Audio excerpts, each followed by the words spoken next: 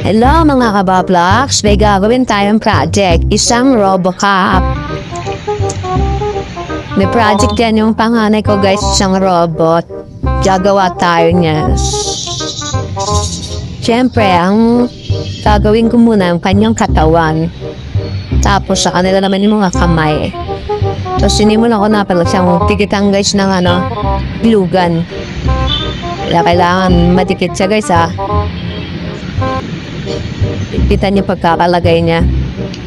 Kasi yung isa naman guys, ginagawa na naman nila ibang katawan. Ibang katawan dyan mga kamay, paa, ulo. Saka yung katawan.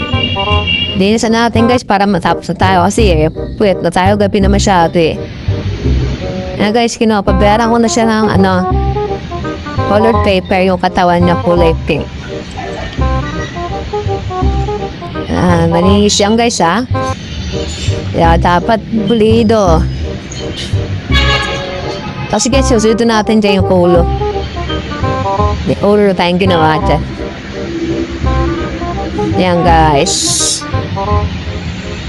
Hindi ba dyan guys, tapos na yung katawan na yan, may ulo na, tapos may paa na rin yan, papatit na lang. Tapos na siya. Ayan na siya. Ang pangalan niya guys, si RoboCop. RoboCop.